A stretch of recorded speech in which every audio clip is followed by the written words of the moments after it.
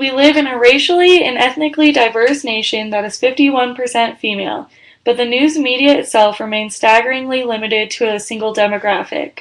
Media has the ability to educate, affect social change, and determine the political policies that shape our lives. Women are being underrepresented as a whole as news reporters and news sources, and they are not prominent in technology, talk show hosts, and political officials. Women are stereotyped as being figures of attraction and appeal because of the agenda setting theory. Media determines an agenda set for major topics of discussion for individuals and society and can also affect the way media is perceived directly within women. Women play critical roles of oftentimes being the centerfold for a majority of forms of media with advertisements, magazines, and internet. But when it comes to nation and worldwide issues, gender inequality is so deeply ingrained in our culture that most people don't realize that there is a problem. Media essentially chooses women's images for them. Many effects arise from the underrepresentation because of objectification. For example, there's a photograph taken of President Barack Obama in a full room of representatives and officials, including Hillary Clinton.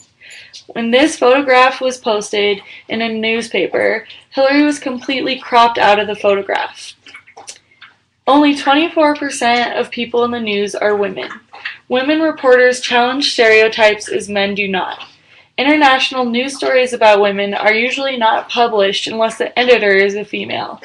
73% of media management jobs are run by men, which creates an unconscious bias within us all in what we believe media should look like. What is media literacy?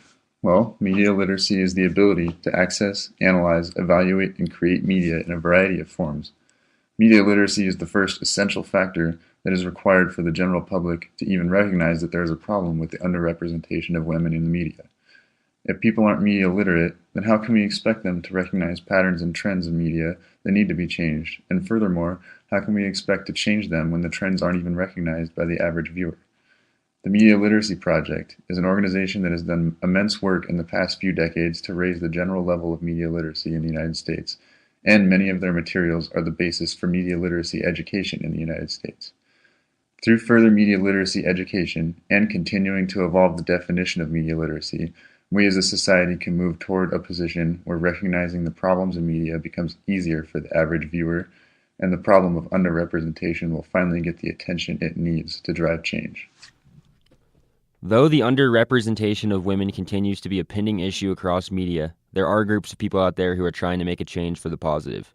One of those groups is JAWS, or Journalism and Women's Symposium, who as a group aims to combat gender bias. Within this group is spokesman Megan Kamrack, who recently talked on TED.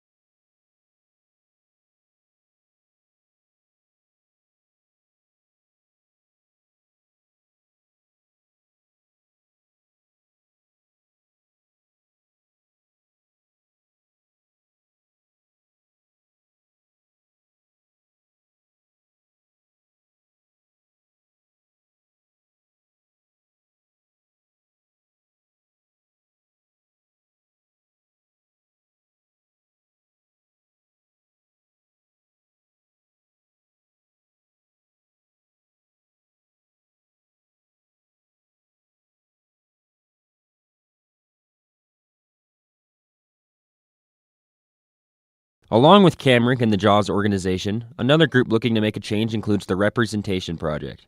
Similar to JAWS, the Representation Project inspires individuals and communities to challenge and overcome limiting stereotypes, so that everyone, regardless of gender, race, class, age, sexual orientation, or circumstance, can fulfill their human potential. Groups like these are essential in the fight to get women better represented throughout every platform of media. Through the use of exposure and teaching, people worldwide can begin to have a deeper, more well-rounded concept of women in media, along with the struggles they fight on a daily basis, all through mediums such as video and text. Overall, it's very key to see the importance of media literacy and what it does for the growing issue of underrepresentation of women within media. An increase in media literacy among those consuming and creating the media we see on a daily basis would help increase awareness of some of the bias that is alive and well among media, along with helping people step in the right direction and eventually end the unfair underexposure. With an increase to media literacy across the country, groups like JAWS and the Representation Project will be brought to light, in turn making the work these groups do less hindered overall. It's the 21st century. Don't you think it's about time we end this unnecessary battle with women in media and truly give attention to concepts and ideas that deserve the time?